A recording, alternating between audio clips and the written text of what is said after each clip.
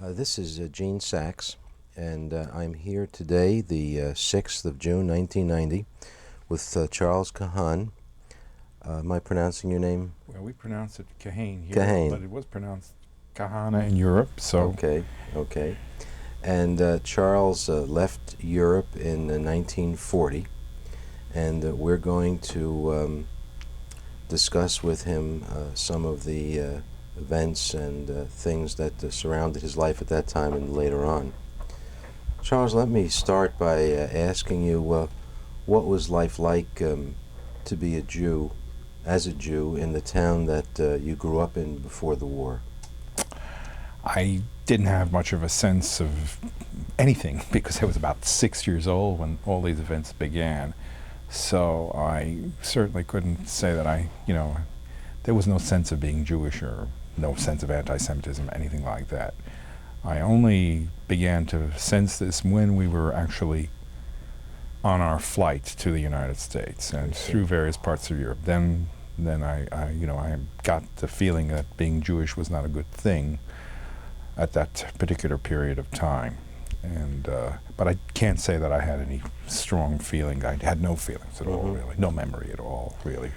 Well, if you were 6 at that time when you left, yes, then you did have a few years of education, at least secular education, perhaps a Jewish education. What type of education did you have before you left? Well, I had no education in Belgium, but when we were in France and our escape route took us through France, we were in France for about a year and a half in southern France. I did go to school there, okay, and I surely remember that very, very keenly. What I remember was that terrible anti-Semitism there. It was really painful to go to school every day. You got to get the picture that at that particular moment in time, Hitler had essentially conquered Western Europe, okay, and he looked like he was the winner. And everybody was trying to get on the bandwagon, especially young children. They knew what was going on, and I was the only Jew in this school, and they wanted to sort of show that they had good Nazi credentials, so to speak, and so they picked on me. It was one way of, trying to show that they were with it, so to speak, and ready for the new era. And on a daily basis, I had to run through a gauntlet that was called Sal Juif, which means dirty Jew. It was a very unpleasant time, and to this day I remember it as the worst time that I had, where I really felt the anti-Semitism keenly. And I was very glad to get away from that place, very glad to get away from it. Now I see that despite these very bad memories of that experience, you did bring with you a picture of a school class. Yes, I did. Perhaps you could show that to us and we can get that Sure. on camera. And you are pictured in the second row from the back, the third from the left. Right. Okay. Now this this was a first or second grade? Yeah, first grade. First grade. And so these were actually the youngsters that you were describing. Yes, right. Mm-hmm. Were your parents involved in any type of movements, Zionist groups, or any other interest groups relating to their being Jewish? No, I don't think they were involved in the Zionist movement. They were members of the Jewish community, and which was a very tight community in Antwerp, and but they were not, especially Zionist or anything like that. From what you're saying with regard to Nazi rule in Germany and its first effects on you living in Belgium, I assume that the first effect really was the decision to leave. Yes. Can you, in thinking back, can you recall how this affected you? What you, as a 6-year-old child, what you were thinking of at the time, or 5-year-old child? Yeah. Well, I remember the beginning of the war very vividly, because what happened was the Germans bombed Antwerp. And so they did it. They started at night, and so the air raid sirens went off, and we all had to go down to the basement, and they bombed repeatedly, so we had to do this several times. So it was extremely vivid memory. I do remember this. And of course my parents were very agitated, and they didn't know quite what to do.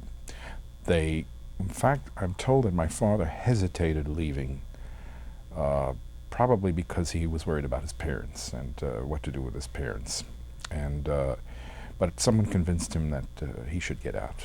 This was the time to get out. And so he rented a car. He was unable to drive himself, and so he rented a car and got the family out. It was, well, I remember that, leaving Antwerp. We had to go through a very long tunnel under the river there, and I remember that very well, going through this long tunnel. And then I even remember the road, which was sort of crowded with a lot of cars and people trying to flee. I do remember that. Those were the first fairly vivid memories of the war. I even believe, I'm not sure about this, that the Germans actually attacked the refugee columns. I know they did. My mother tells me they did, but I'm not sure I actually remember it myself. Were you fearful at this time, or was this trip out of Antwerp, as it might be for a 6-year-old child, an adventure, exciting? How do you recall? No, there was, my parents were fearful, and they communicated their fear to me. And I knew dramatic and, dangerous times were upon us. I surely knew that. Just they were communicating it to me. And I became more aware of it myself as time went on. Did your you related to me how you were treated by the other children in the school that you went to once you had moved to the southern part of France? Did your parents relate to you how the non-Jewish population of either Antwerp or in Kahan treated them as Jews? Can you recall anything in that area? No, not really. Little things I remember. I don't know how relevant they are. For example, I knew that the Jews down there wanted to celebrate the high holidays, and there was no synagogue in Kahan. And I know that they somehow I think they managed to get some church. Some churchmen allowed them to use the church as a place to celebrate the high holidays. And I know that my mother has some stories about how people treated her particularly well. It was sometimes hard to get food and things like that, and she had a grocer who treated her rather nicely. There were some people who were sympathetic and did some very nice things. The most relevant story along that line occurred, I think, when we were fleeing. Our escape route went something like this. We went from Belgium through Paris, then to Bordeaux. And then we stayed in Bordeaux for a while, but the French army was sort of retreating, and it was retreating in the direction of Bordeaux, and they had to use the facilities in Bordeaux to house the French army, and so they didn't want any refugees there, and refugees had to get out of Bordeaux. And right around that time, the negotiations were going on between the French and the Germans as to what kind of peace settlement that was going to occur. And they split France up, as you know, the occupied part and the non-occupied part. And my parents wanted desperately to get to the unoccupied part, and they didn't know how to do it. It was hard to get transportation. And they finally got a French Army unit, an Air Force unit, that was going down to Marseille probably to try to get over to North Africa to take us along. Okay, and some colonel in the French Army allowed my family to go on their trucks and go down there. And finally he got to the line of demarcation between the unoccupied and the occupied zone. He said, okay, I'll have to leave you off here. And then my father wanted to give him something. He wanted to give him a diamond. He was a diamond dealer, and he was carrying diamonds. This man absolutely refused. He said, it's the right thing to do, and to just think of my family that is in the occupied zone, and pray for them. Hope that they are nothing terrible happens to them. But he refused payment altogether. So, I certainly mean, is there a- are many kindnesses that were done. I'm sure my mother has told me other stories about how, in some cases, people were not kind. So I'm not personally aware of these things. And how in some cases they were kind. Like, she told me a story about how we got off in some town while we were on our flight looking for a place to just eat. And we went to a restaurant, and they refused to serve us just simply because we were Jewish refugees. How did they know you were Jewish refugees? They can tell, I guess. Or they certainly knew we were refugees. Perhaps that was enough. And they How- probably knew that we were Jewish also. How were you traveling? Was this by train, by car? Any method available. My father rented a car for a while to get us out of Belgium. Then we went on train, and then, as I told you, there was no transportation available to get from Bordeaux to southern France. So we got an army convoy to take us along, and I don't know what happened after that. Probably from that point on, there was a train available to take us to our ultimate destination, then, which was the Kahan area. Do you recall your father telling you at any point later on what the deciding factor was in making him take the move to leave? No, but actually what I do know is that other people, friends of our acquaintances of my family and within the Belgian Jewish community approached me or talked to me. And one of them told me, it was a strange thing, we were going to a funeral of someone, and we happened to be in the same car. And one of them started talking to me, and she told me who she was. She said, "My father convinced your father to leave. You know, he didn't want to leave because he wanted to stay with his parents. He was worried about his parents. But it was my father who convinced him to leave." So, was it difficult or necessary for you to get the necessary documents or immigration papers? oh yes, tremendously difficult. Everybody has stories of this type, and my father, having been born in Poland, was on the Polish quota, which made it very difficult to get visas to the United States. Did he have a Polish birth certificate? He had Yes, a Polish birth certificate. yes. So he was treated as far as the United States was concerned, he was a Polish, and they put him under the Polish quota. I see. My mother was Belgian, and we were all Belgian. That was different, but of course we all wanted to go together, and so the fact that my father was in the Polish quota caused a tremendous amount of difficulty, and it took about a year and a half to obtain the visa. And my mother has told me that she found that the council in probably Nice, I guess, that's where the council was, gave them a very hard time. You know, was niggling on little things here and there. He insisted that, for example, that they get a form signed by the prefect of police in Paris. We had spent maybe 6 days in Paris on this flight, testifying to the fact that we were not criminals in some sense, okay? We were not French criminals on the run or something like that. He set up all sorts of roadblocks. It was very difficult for us to get our visa. You really needed to have a influence high up. Unfortunately, my mother's brother, he was working for the Remington Rand Corporation, and he had acquired some influence there, and he knew some people. Even we were told that he was earning something like $20,000 at the time. That was not considered enough to sponsor a family, so he had to go and get somebody else, a member of the Gestetner family, which was rather prominent in the office machine business, to sponsor us.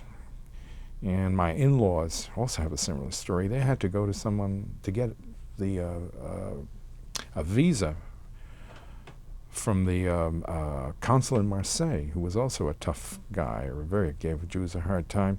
They had to go to someone who was connected with the J.P. Morgan family before they finally managed to shake a visa out of this guy. So it was very, very difficult, and you needed influence.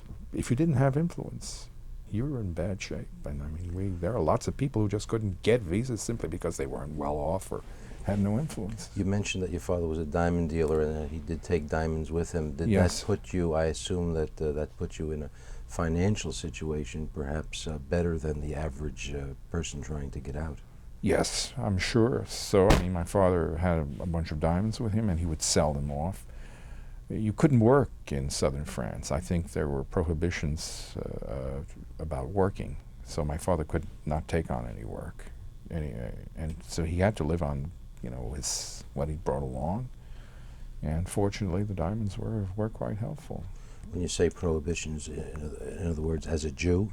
Yes, I think there were probably also as refugees, but not non-Frenchmen, but I believe also as Jews. You left with your parents. Did you have any brothers or sisters? Yes, I have a sister. And is she older or younger? She's older than me. Older than you. Were there any other countries beside the United States that your family had considered for immigration? No, I don't think so. I mean, they never spoke to me about it. I know that other people went to Brazil and Cuba, but that was never considered, I believe, in our case. So this was in 1940 that he had made the decision to come to the United States? Yes.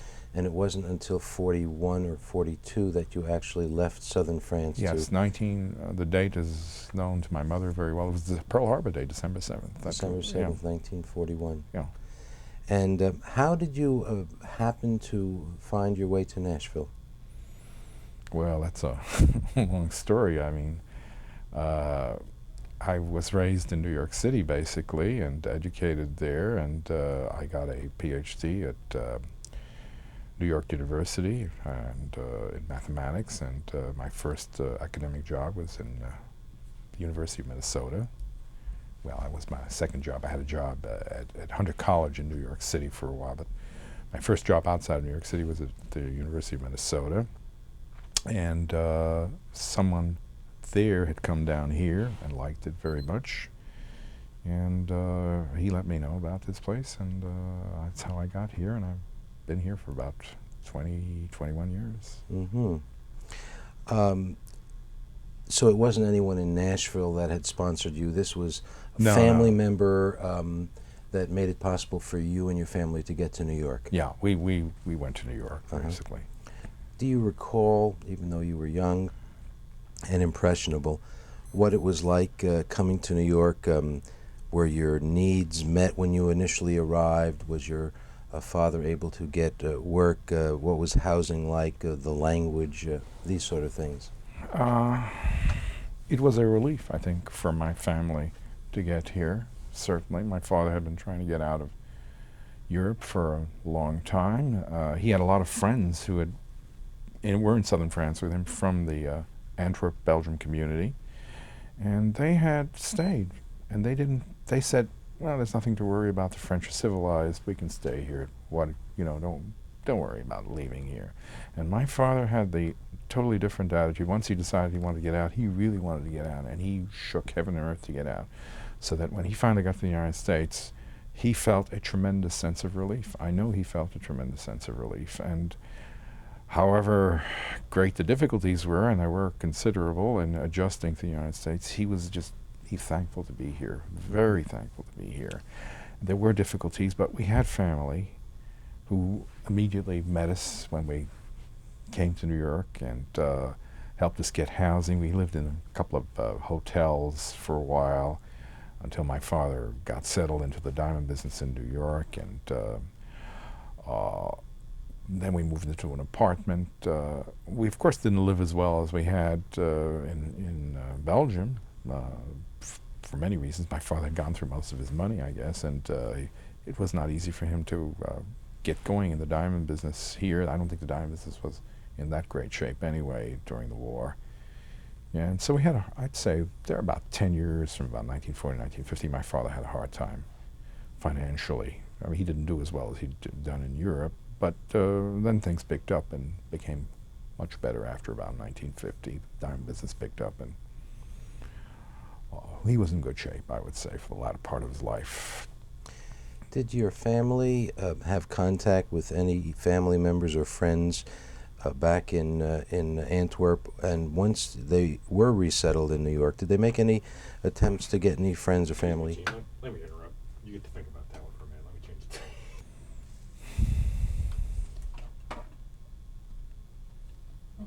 Okay. This is Gene Sachs continuing an interview with Charles Kahan. Charles, once you were resettled in New York, did your family make any attempts or have contact with any family members or friends in Europe that they were able to help get out of Europe? Well, it was pretty hard at that time because it was difficult to communicate, of course. My father, for example, had a brother who was still in Antwerp, but I couldn't really communicate with him at all, find out exactly what was going on with him. We found out after the war that he was deported and killed by the Germans. But it was very difficult for him, my father, to, it was really impossible to make contact with people who were in the occupied parts of Europe at that time. So I would say difficult, if not impossible, in that case. We had my mother's parents, however, were in southern France, and my mother wrote to them during the war, but there was very little that they could do for them. In that case, my mother says that one should point out the fact that there was a righteous Gentile who helped out her parents, and someone who had been a secretary to my uncle and my uncle worked in Paris for the Remington Rand Corporation. The secretary was the person who made sure that my grandparents were taken care of, found a place for them to stay in the unoccupied part of France, made sure they were all right down there, made sure they had money and were taken care of. So my mother just wrote to them. There was nothing much she could do for them, but there were people who looked after them. And did your uncle have, the uncle that was eventually killed, did he have family? No, he had no family. He had no family. And what about your maternal grandparents? Did they ever come to this country? Yes, they did. After the war, my maternal grandmother came after her husband died. He died of natural causes about a year or two after the Second World War. And then she came and lived with us. She lived with us until, I guess about, she was in her late 80s, and then she had to be put in a nursing home and back in Europe. Mm-hmm.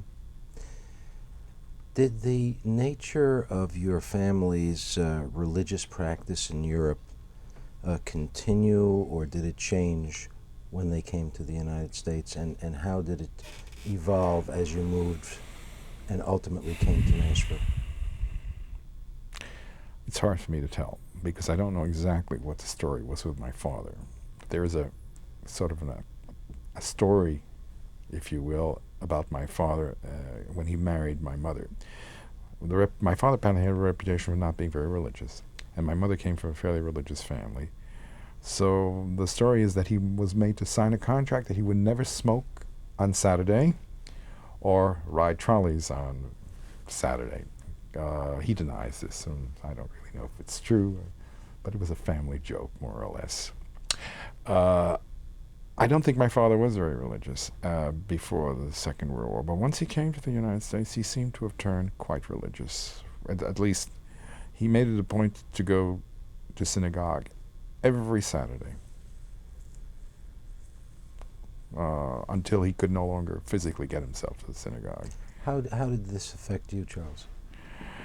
Frankly, I didn't like going to synagogue, and he forced me to go. And I didn't particularly enjoy that, and he sort of said I should go, and we did go together for quite a while, until I reached my majority, so to speak.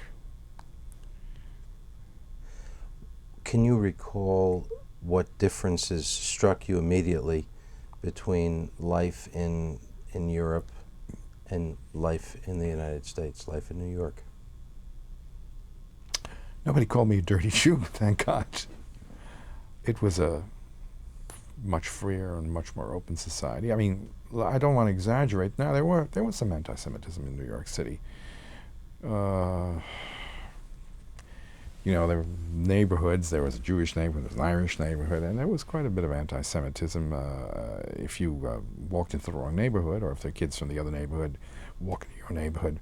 But generally speaking, within your Jewish neighborhood, you were, there was nothing going on, nothing to worry about, and it was a good, secure feeling. Looking back on those times as best as you can recall, what was some of the more dominant feelings that went through you as you were resettling in America?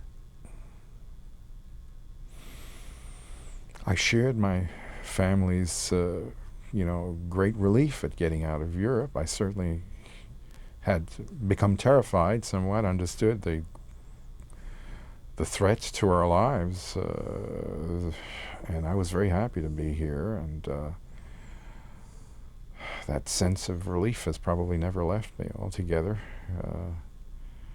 I was very much aware of this story of, fleeing Europe, and people wanted to hear my story, and in public school, and I was glad to tell them. It put me in the limelight, so to speak, and I remember telling that story, and there was a sort of general sense of, thank God we're here, and it's great, and I that was the dominant feeling, I would say, for the first couple of years.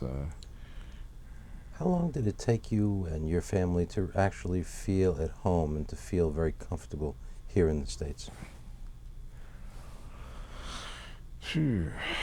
I can't speak for my parents. Sometimes I have the feeling that they were never comfortable.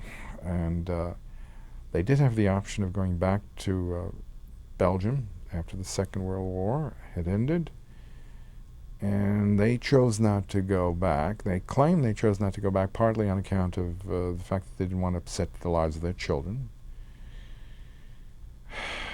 I don't know exactly to what extent they found Europe a negative place. Not, I could understand that one might not want to go back to Europe. Just you'd be suspicious of your neighbors, which ones.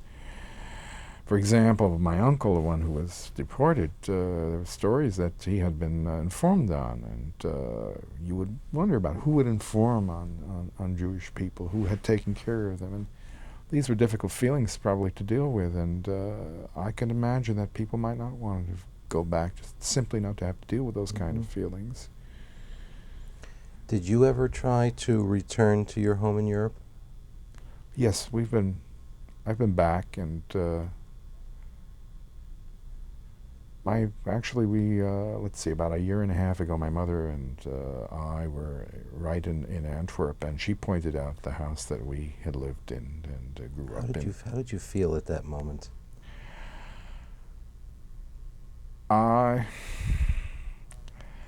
didn't have tremendous strong feelings, because you see, you got to remember, I don't remember things that well, all right? I try to remember. My thought was, gee, I remember going down to that basement when the Germans bombed us, and I remember it was a long trek, but this building didn't look so high. It looked like it was about 4 stories. My memory was it had been 8 stories or so, and we'd gone down a long, long way. I did remember that how high the building was, and how long, how deep the basement was, how far we had to go to the basement. I did have that memory right away. That's true. I had that memory.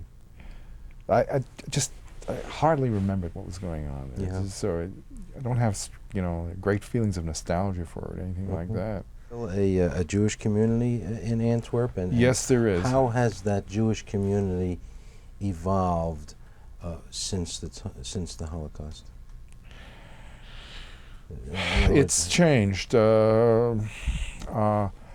Half of the people, maybe even more than half of the people who used to be there before the Second World War, have left and settled all over the world, like my family.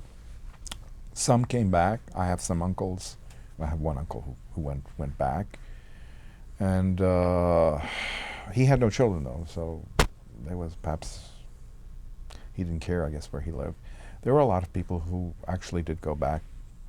But there was also an influx from the rest of Europe. You see, people from Eastern Europe and and Central Europe who had survived the Second World War and didn't have a place to go to back where, if it were in Hungary or Poland, many of them chose to go elsewhere. Israel was one possibility.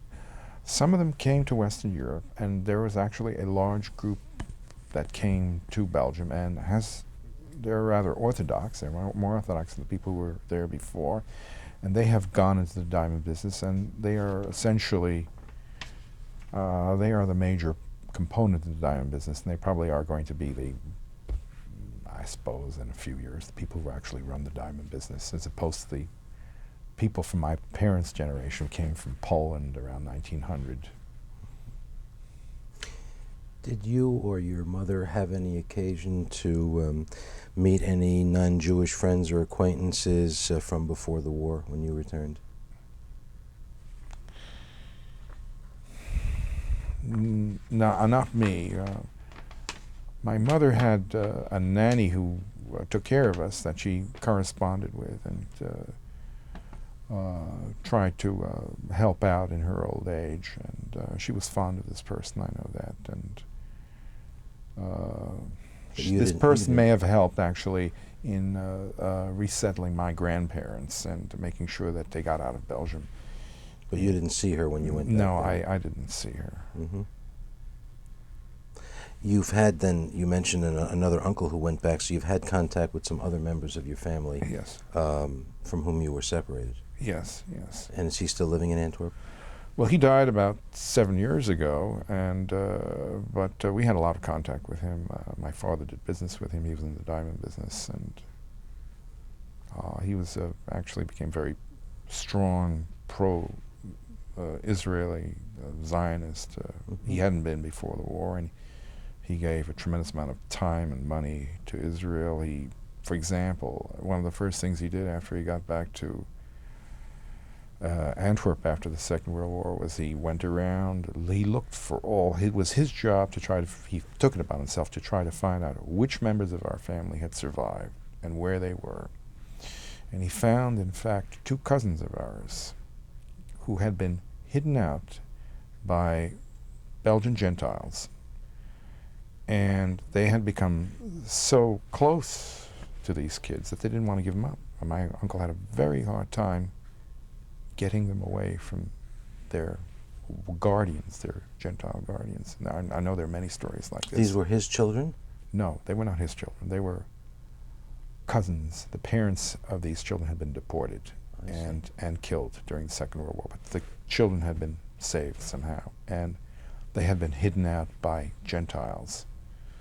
And after the war, my uncle looked all over Europe for all surviving members of our family.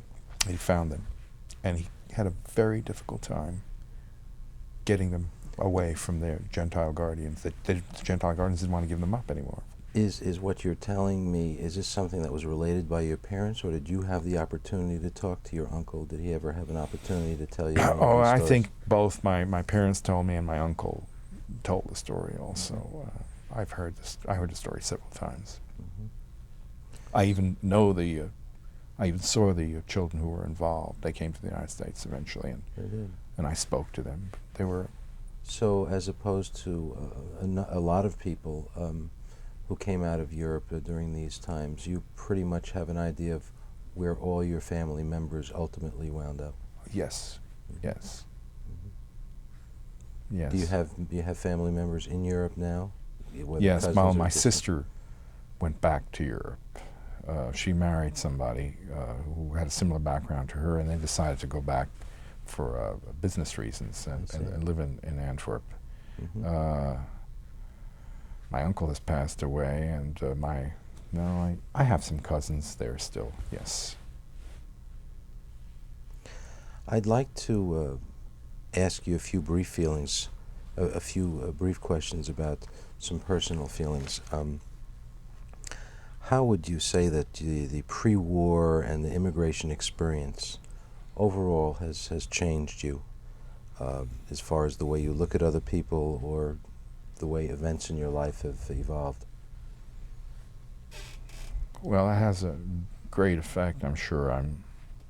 I'm probably much more suspicious of other people than, people normally are. I'm worried about, do I fit in, or is it too obvious that I'm an outsider? The most obvious way that this occurred or showed itself up to me was when I came to the United States. I insisted that my parents speak English to me immediately, and only English. And I wanted to learn English, speak like an American, as fast as I possibly could, because I did not want to be perceived as an outsider. As far as I was concerned, to be different was very dangerous, and your safety lay in sort of melding in with the crowd as much as possible. It sounds that this experience that you had as a 5 and 6 year old, where you were being taunted by these other children for something that you had no control over, has played a profound effect in your unconscious and conscious. Yes, conscious is the word. You don't have to, it's not unconscious. For example, when I came to choose where to send my kids to school, I shopped around very carefully, and I picked a school where I knew, we were in Nashville, and we knew that there were some schools here where there was some anti-Semitism. There were stories about anti-Semitism. And I picked the school where there was the least amount of anti-Semitism, because I didn't want them to go through the experience that I'd gone through. So, and I'm very much aware of this experience. How do you feel about being Jewish?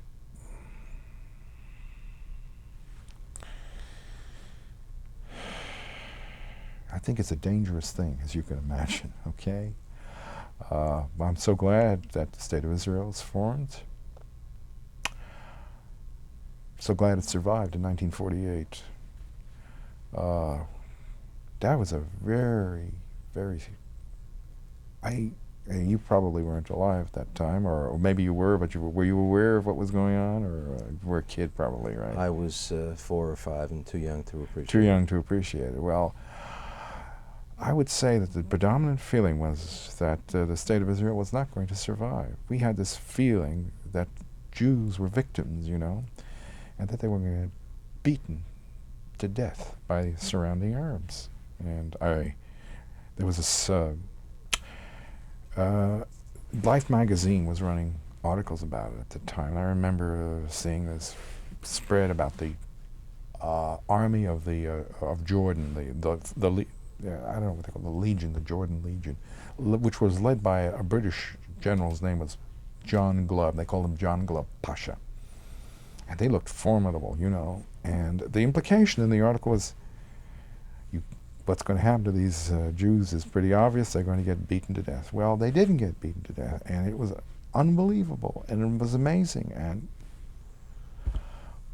we changed that significantly affected us. We had, there were Jews who were able to defend their territory. Hurrah! Great. And I think that's been the most positive thing about being Jewish that I felt and many people have felt. The formation of the State of Israel and the successful defense of Israel over this entire period of time. What effect have your experiences played a role on the way you brought up your children? Well, I mentioned one of them. The schools. I was very worried about that. I didn't want them to be... I felt that myself and perhaps my wife our entire lives have been stilted by this experience, and we wanted to avoid it as much as possible. And we probably overcompensated for this and tried to protect them from overt anti-Semitism. I'm not sure we've been successful. My son, for example, complains about all sorts of anti-Semitism that he perceives in the Nashville community, and he's gone to Vanderbilt and he says there's anti-Semitism on the campus. Well, of course, he, as a student, would see things there that I, as a member of the faculty, do not see. And my general impression is that our campus and the faculty level certainly is free of anti-Semitism. It's absolutely free of it. Maybe 1 or 2 vague incidents, but nothing overt at all. I've never seen anything really bad. I saw much worse things in New York City than I have here.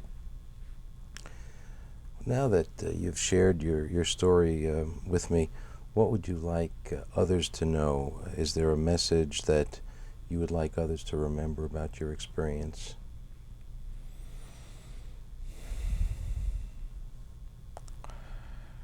Well, it'd be nice if we had a world where people were, tolerant of each other, and such things didn't happen. And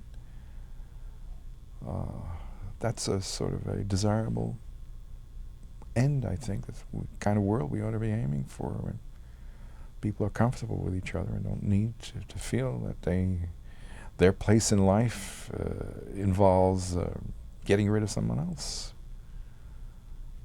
Tolerance, a good, that's the most important thing. I personally think that one should be tolerant as a result of this experience. I try very hard to be tolerant, to rid myself of prejudice as much as possible.